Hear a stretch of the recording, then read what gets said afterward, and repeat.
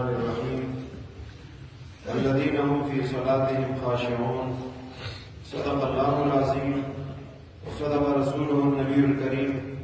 ونحن على ذلك لمن الشاهدين والشاكرين والحمد لله رب العالمين. جماعت اسلام قابل قدر مسلمانان ورونو لقمان حکیم سے بعض علماء کرام فرمائی سے دا نبیو و اکثر علماء کرام فرمائی سے دا نبی نو اللہ مدلی رلوی کوئی ورکریو دا اللہ ولیو. لقمان حکیم سے خبر بچی تدیر نصیحتونا کردی دی یو قوالدان سے چلور زر نصیحتونا لقمان حکیم سے خبر بچی تکردی دی او دا دمرا بہترین نصیحتونا چا اللہ تبارک و تعالی دا دمرا پسندو چا یو صورت دا سورہ لقمان پر ہمیں بنی اللہ تعالی مسلمان کرلو او کم نصیحتونا لقمان حکیم سے خبر بچی تکردو اگر نصیحتونو کی سن نصیحتونو اللہ تبارک و تعالی قرآن پاکی ذکر کری ہم دی. لقمان حکیم سے بھی وکی کی خبر بچی تو فرمائے وی بچے سلور زر نصیحتونو تا دا ماکڑی دی پاک سلور زر نصیحتونو خلاصاو نجوڑ سے سلور خبری دارا ذکر کرو دادا سلور زر نصیحتونو نجوڑ و خلاصا دا اولینی نصیحت خبر بشیدہ لقمان حکیم سے کئی وی احفظ قلبک فی صلاتک وی کنا منزل سمودہ لگی دخبر زرہ حفاظت کوا منزل کے دخبر زرہ حفاظت کوا اس منزل کے دخبر زرہ حفاظت کوا دا دی معنی سے دا دی مقصد سے دمانی سلمان تو قدیب انسان کوئی گئے سال منزل کی خشوع خضوع دا مطلوب دی. خشوع تعلق زړه سره ده او د خضوع تعلق اندامونو سره ده اعضاء سره ده چې دا دواړه متوجه وي جوګاو وي الله طرف ته بل طرف ته دې جوګاو نه وي. روایت کې راځي ترمذی شریف روایت ده نبی علیہ السلام فرمایي چې ما د امت نه اولنی شی پورته کولی کېږي سکم شی اولنی پورته کولی کېږي هغه په مانځه کې خشوع خضوع ده دا به هغه پورته کړلی شي. په دې روح مسجد کې به ته داسې سړی ونه ګورې چې هغه خشوع خضوع سره لمونځ کړی دی. په عزتمندو ګامو تاسو نن خپله لمونځونه د سترګې وغړوئ اول نه واخله تر اخره پورې سلام شتام شي هغې نه بعد پته ولګېږي چې لمونځ خو ختم شوی نه په مانځه کې خشوع وي نه په مانځه کې خضوع وي. حالانکہ ما ہوتا تھا یوازې دانا سره چټېدل او اسکېدل ته وکړه نه خشوع خضوع سره لمونځ وکړه. نبی علیہ السلام مسجد نبوي کې ناسته یو صحابي رسول سلام مونځ یې وکړلو منځ نه بعد رسول نبی علیہ السلام ته سلام کوي سلام یې وکړلو نبی علیہ السلام دا مونځ کتل او جواب ورته وکړلو چې وعلیکم السلام ورحمۃ اللہ وبرکاتہ ارجع فصلی فإنک لم تصلی. بل روایت کې راځي قم فصلی فإنک لم تصلی بنا شه به موږ کته موږ نه کړ دا صحابي به سي به موږ کوي بیا راغلو سلام یې وکړو نبی علیہ السلام جواب وکړو نبی علیہ السلام ته به فرمایل قم فصلی فإنک لم تصلی. دا صحابي به سي به موږ کوي دریم کړه چې راځي سلام کوي نبی علیہ السلام ته به جواب کوي وعلیکم السلام ورحمۃ اللہ وبرکاتہ ارجع فصلی فإنک لم تصلی. لاشه موږ کته موږ نه کړ صحابی ته پوښتنه کیږي یا رسول الله ما ته منځ طریقه وکړه څنګه طریقې سره زموږ ته نبی علیہ السلام ته بیا طریقه وکړه د منځ څخه قیام په دې طریقې سره کوا رکوع په دې طریقې سره کوا سجده په دې طریقې سره کوا رکوع نه مات څو درېږي خاموشدار طریقې سره قوا وکړه چې دا ټول اعضاء خپل جوړونو ته ورسیږي. یوه سجده وکړه دویمه سجدې کې خاموشدار کېنه چې څومره جوړونه دې خپل ځایونو ته ورسیږي اطمینان سره لمونځ وکړه. دینه دا معلومیږي چې مونځ صرف دانه داسې ته ټېلېدل او اسکېدل وکړه نه په خشوع خضوع سره یې ته څومره اعضا دي ښه په اطمینان سره ښه په سکون سره هغه اعضا ادا شي هغه ارکان او هغه کوم اراکین دي هغه دې طریقې سره ادا شي. غالبا حاتم اصم رحمه الله متعلق راځي هغې نه چا تپوس وکړی حضرت تاسو مونځ په کومې طریقې سره کوئ دومره سکون او اطمینان سره مونځ کوئ. نو علماء کرام بعضی هغه پټېدلې وي خو خلکو ته یې ظاهري دې دپاره څه خلکو دپاره په دې کې عبرت هم وي او خلکو رغبت هم دې طرف ته پیدا وشي. نو دې ورته ویې زه څه کله اودس وکړم ښایسته طریقې سره او هغې نه پس زه کله جایماز باندې ودرېږم نو ودرېدو نه مخکې الله ته ودرېدو نه مخکې لږ غوندې دمه زه وکړم خو ولاړې بندې چې ما کومه ستړې د هغه ختمه شي. هغې نه بعد بیا زه په دې کیفیت باندې مسجد ته ودرېږم چې زه سوچ کوم چې ما د پاسه الله ده او ما مخې ته ملک الموت ده، ما ښي طرف ته جنت ده او ما بس طرف ته جهنم ده. او دا سوچ زه کوم چې ما په ژوند او زندګۍ کې د اخرنۍ لمونځ ده کیدای شي د بل منځه مقامات میلاو شي. زه په دې طریقې سره ودرېږم او الله تبارک وتعالی ته لمونځ کوم او دا سوچ ما وي که الله ما دغه لمونځ قبول کړو خو جنت کې به هم داخل کړي او که قبول یې نه کړلو د بل طرف ته کوم جهنم ده جهنم ته وغورځوي. په دغې کیفیت باندې زه لمونځ کوم. د ملګري ورته تپوس کوي حضرت څومره خو دا کېږي چې دې کیفیت باندې تاسو لمونځ کوئ؟ ما 30 کاله وشول چې زه په همدغې کیفیت باندې په همدې طریقې سره زه د الله عبادت کوم الله ته منزل ته زه ودرېږم. لکه ما ورته هم نظر واچوي چې ما ورته په کومې طریقې سره لمونځونه کوم.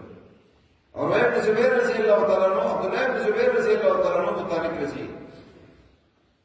دې به څه کله منزل ته ودرېدو دومره سکون به په اندامونو کې چې وبدلېدو خوځېدو راخوځېدو به نه مرغان به راتلل د په سر باندې به کېناستل کوترې به کېناستلې هغوی به دا ګمان کولو لکه دغه وچ منډ ده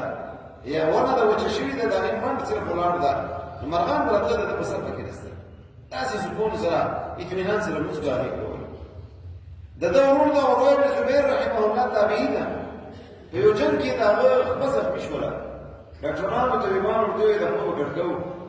نو دې ورته ویې چې ما ته لږ صبر وکړئ زه اودس وکړم زه څه کله په نوافلو باندې ودرېږم هغې نه بعد ما نه د خپه به ګډ کوي زه څه کله منځه ته ودرېږم الله سره څه کله خبرې زه شروع کړم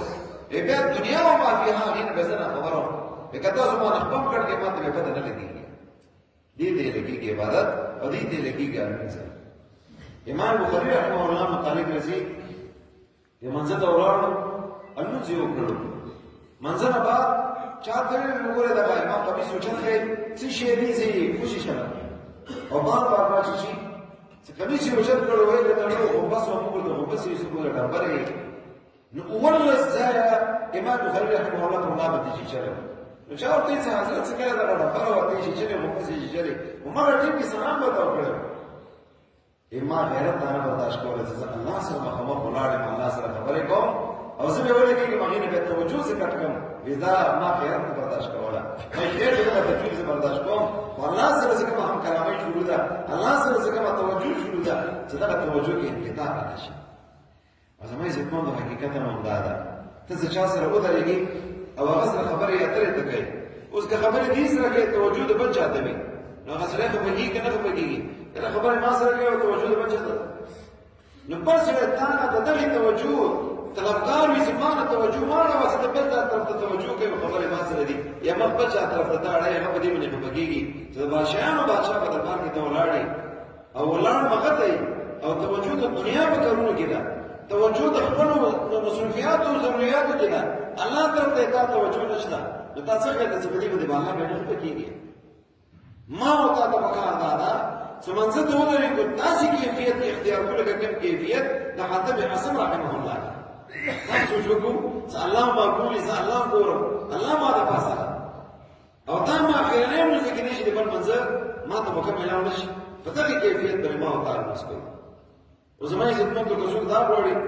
چې لمانځه کې خو ما توجه نه بربرېږي زه منځه ته ودرېږم نو توجه یې ما ګډه وړې وي نو دې لپاره علماء کرامو طریقې ښودلې دي هغه طریقې که ما ورته ابناو کړلې خپلې کړلې امید الله نه دا ده چې ما او تا توجه برابره شي منځه ته کله ته منځه ته ودرېږي اولنی کار دا وکړه دا سوچ شروع کړه چې زه الله ګورم الله زه ګورم او الله وړاندې زه ولاړ یم او عبادت زه کوم بس دغه سوچ او دغه کیفیت استحضار کوه او ظاهره خبره ده الله ځای کې موجود ده دا ما او تا عقیده ده نو دې کیفیت باندې چې ته ودرېږي تا توجه به ښې طریقې سره برابروي او که بیا دا کیفیت نه پیدا کېږي چې ته دا وایې چې الله زه ګورم بیا په زړه کې دا کیفیت پیدا وکړه چې الله ما ګوري زه الله په دربار کې ولاړ یم، الله ما ګوري، الله ما ته سترګې لري، الله نه زه پټ نه یم، زه ولاړ یم الله ما ګوري، زه تلاوت کوم الله ما ګوري، زه رکوع کوم الله ما ګوري، زه سجده کوم الله ما ګوري. دا کیفیت پیدا ہوتا ہے،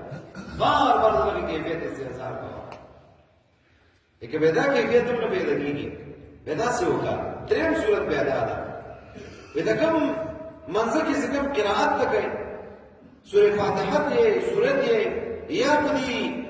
رکوع کې، سجدې کې، قومي او جلسې کې کومې دعاګانې او کوم تسبیحات ته وایي،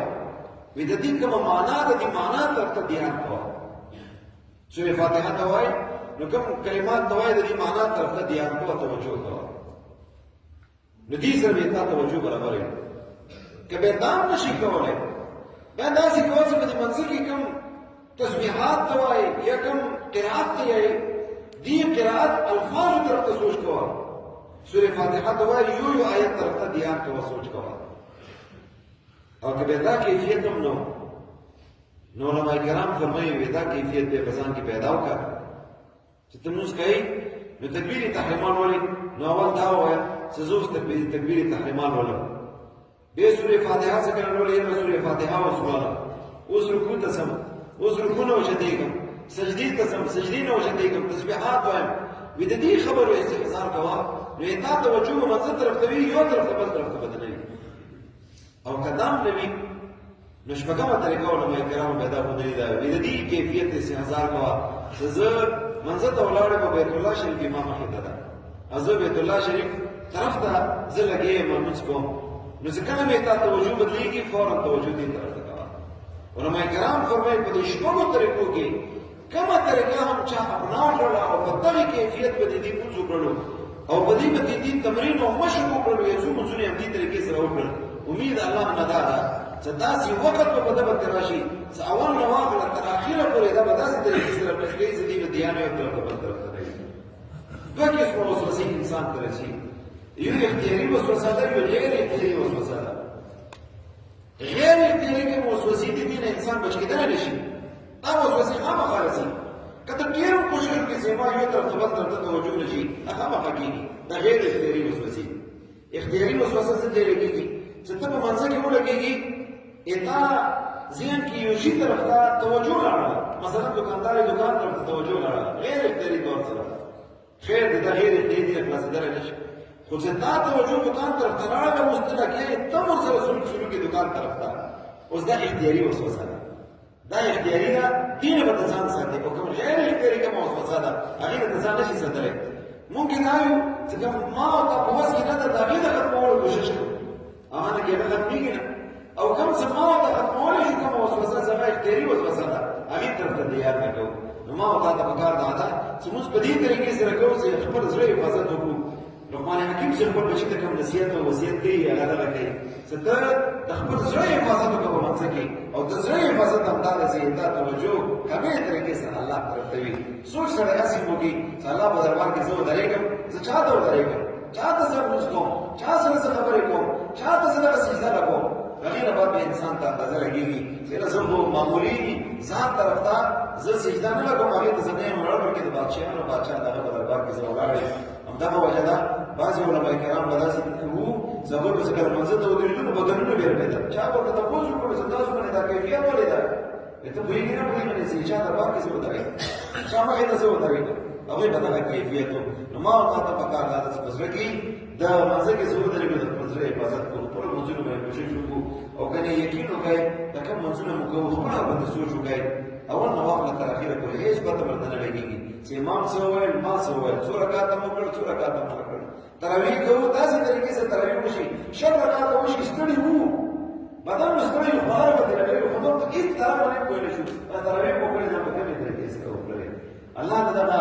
ټوټه ټوټه عبادت هېڅ د قبلېدو نه د الله ته په خپل فضل قبول منظور دي، فقط نه قبلېدل مشکل دي. بس کوشش کول پکار دي. دغه یو لمونځ ده چې دا ما او تا داسې طریقې سره چې خبر نه وي ورنه نورې عبادتونه خو موږ شته نه، په دې باندې په ټول طریقې سره محنت هم وکړئ او کوشش هم وکړئ. الله دې موږ ټولو ته په دې خبرو باندې عمل کول توفیق وکړي. الله د څه څه مولو دې قبول منظور کړي، په دې باندې عمل